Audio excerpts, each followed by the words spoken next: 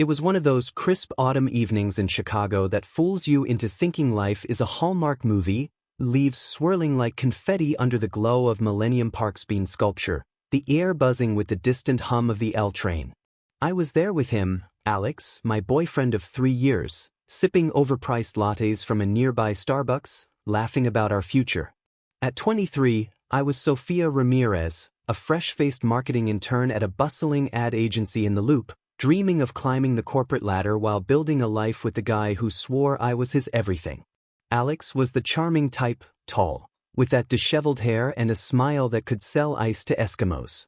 He worked as a barista by day and aspiring musician by night, strumming his guitar in Wicker Park dives. We'd met at a college party at DePaul University, bonding over shared playlists and late-night deep dish pizza runs. But as the sun dipped behind the skyline that night, casting long shadows over our picnic blanket, my phone buzzed with a notification that shattered the illusion.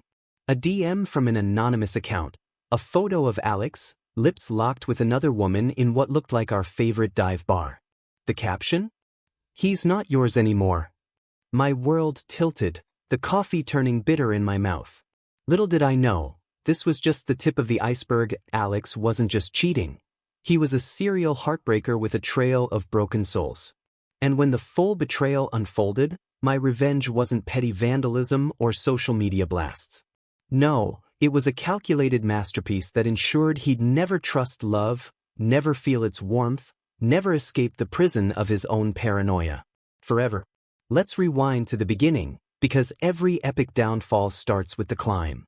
I grew up in a tight-knit Latino family in Pilsen, Chicago's vibrant mural-covered neighborhood, where abuelas gossiped over tamales and kids played soccer in the streets.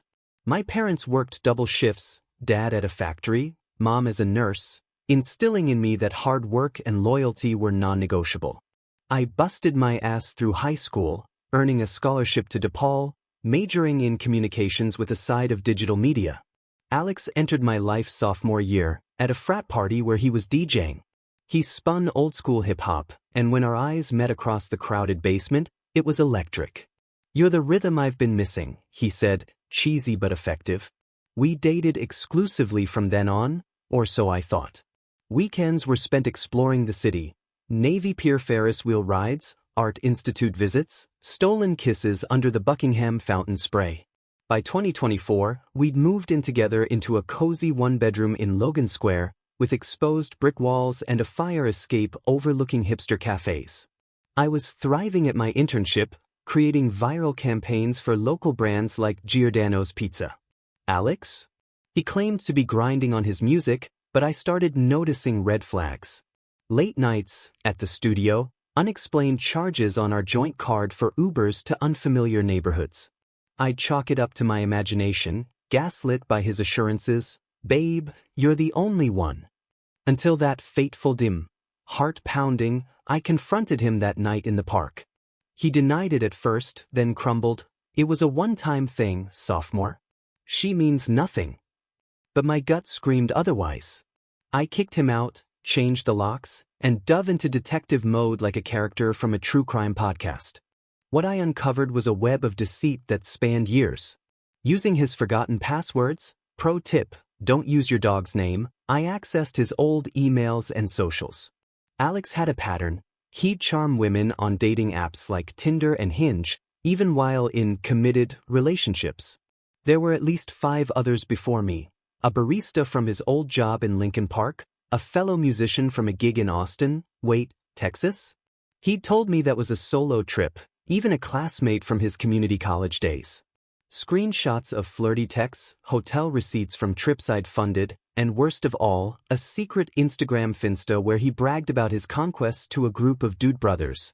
Another one bites the dust. One post read, with a photo of my favorite necklace, a gift from him, around another girl's neck. The betrayal burned like acid, but it fueled me. I wasn't going to cry in my Ben & Jerry's. I was going to orchestrate a symphony of ruin. Phase 1. Isolation. I started subtle. I created fake profiles on every app he used, Bumble, OkCupid, even Grindr. Turns out his tastes were fluid. Posing as potential matches, I'd engage him in deep conversations, building false connections, only to ghost at the peak of his investment. He'd rant to mutual friends about flaky people, not knowing I was pulling the strings. Meanwhile, I reached out anonymously to his exes, forming a digital sisterhood via a private Reddit thread, r/Chicago Cheaters Anonymous. We shared stories, evidence, and plotted. One ex, Mia from Wrigleyville, revealed he'd given her an STI, chlamydia, without disclosure. Another, Lena from Hyde Park, said he'd borrowed money for music equipment and ghosted her. We compiled a dossier thicker than a Chicago phone book. The suspense ratcheted up as I infiltrated his life. I accidentally bumped into him at his favorite coffee shop in Bucktown, acting cordial, even flirtatious. "Maybe we can be friends," I suggested, planting seeds of hope. He bit, texting me late at night with apologies. But I was playing 4D chess. Using a burner app, I started sending him cryptic messages from unknown numbers. "I know what you did to Sophia. Watch your back." He'd freak, changing his number twice, but I'd always find the new one through our shared contacts. Paranoia said he'd post on X, formerly Twitter, about stalkers, not realizing the real threat was closer. Enter Phase 2, exposure with a twist. In spring 2025, Alex landed a big break, opening for a mid-tier band at the House of Blues on Dearborn Street. Tickets sold out. Industry scouts were attending. I bought a front-row seat incognito, wig in place. But before the show, I executed the plan. With help from my Reddit squad, we created a viral TikTok series, The Chicago Cheater Chronicles. Anonymous voices, voice changers for safety, detailed his exploits, blurred photos as proof. It started small, but algorithms love drama. It hit 1 million views overnight, tagged with #CheaterAlertChicago. His bandmates saw it, the venue got wind. Midway through his set, as he strummed a love ballad, ironically, one he'd written for me, protesters, hired actors from a Craigslist ad, stormed the stage with signs, "Alex the Adulterer." Chaos ensued, security escorted him out. The scouts bailed. His music dreams evaporated like morning fog over Lake Michigan. But I wasn't done. The real mind-blower came in Phase 3, the psychological warfare. I knew Alex's deepest fear from our pillow talks, abandonment, stemming from his absentee dad. So, I engineered a fake romance. Posing as Elena, a mysterious artist on a niche app for creatives, I wooed him online. We met virtually, sharing secrets. I mirrored his interests, indie bands, craft beer, rooftop sunsets. After weeks, he confessed love to Elena, begging for a real meetup. We arranged it at Grant Park, under the stars. He showed up, bouquet in hand, only to find nothing. Ghosted again.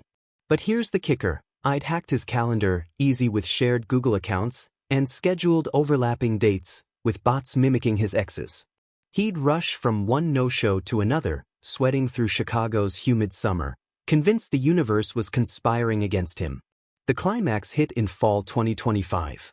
Alex, now a shell of himself, jobless after his barista gig fired him for customer complaints, anonymous reviews from our group, spiraled. He checked into a cheap motel in Englewood, posting desperate pleas on social media for true love. That's when I delivered the final blow. An envelope arrived at his door, printouts of every betrayal, including Elena's chats, revealing it was all me. Attached? A note. "You broke hearts without consequence. Now you'll never trust one again." He tried therapy, but paranoia poisoned every potential relationship. Dates ended in accusations. Friends distanced themselves. Last I heard, via a mutual acquaintance, he's living alone in a rundown apartment in Uptown, scrolling dating apps endlessly, swiping left on everyone, convinced they're all traps. As for me, I channeled the pain into power.